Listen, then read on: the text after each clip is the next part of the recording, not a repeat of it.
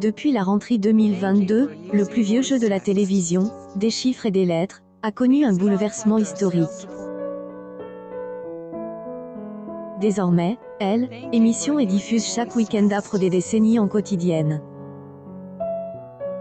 Si Laurent Romeiko reste aux commandes du programme sur France 3, Bertrand Renard, Elle, expert chiffres depuis 47 ans et Ariel Boulin-Prat, Elle, experte en lettres depuis 36 ans, ont été force de quitter le jeu. Un dipad qui a été très médiatisé. En effet, la chaîne avait exigé une baisse de salaire de 60 et leur demande de CDI a été rejetée. Suite à ce problème contractuel, ils n'ont pas eu le choix d'arrêter le jeu. Depuis le 17 septembre, ils ont été en place dans la nouvelle formule par Blandine Maire et Stéphane Cronier. Dans une interview accordée à Telstar, Laurent Romeiko confie à propos de leur arrivée. Et complique pour eux. Ils arrivent sur un plateau où il y a les fantômes de Bertrand et d'Ariel. En tant qu'ancien candidat, Stéphane fait partie de la famille. Blandine, est une jolie découverte, elle est vivre et très amusante,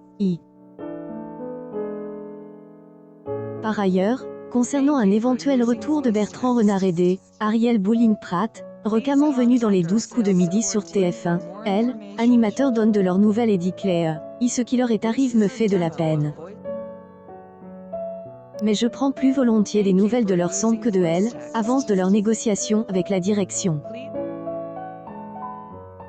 J'ai compris qu'elles sont toujours en cours par le biais de leurs avocats, Ce samedi 31 décembre, pour le dernier jour de Elle, en 2022, des chiffres et des lettres sera bien proposé dès 17h10 sur France 3.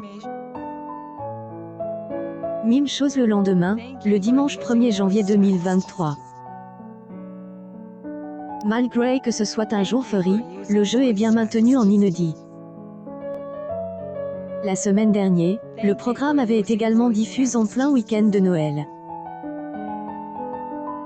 Elle, édition du samedi 24 décembre, propose entre 17h12 et 17h49, a réuni 684 000 fidèles, soit 6,6 EL, ensemble du public. Sur une semaine, le jeu est en nette hausse de 4,5 points. En effet, en frontal, il y avait le match de la 3e place de la Coupe du Monde de football.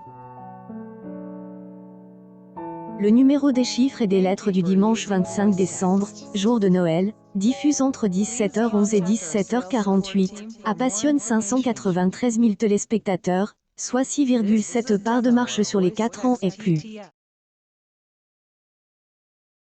Une semaine, où Elle, émission était en frontale de la finale de la Coupe du Monde, le jeu gagne 5,4 points.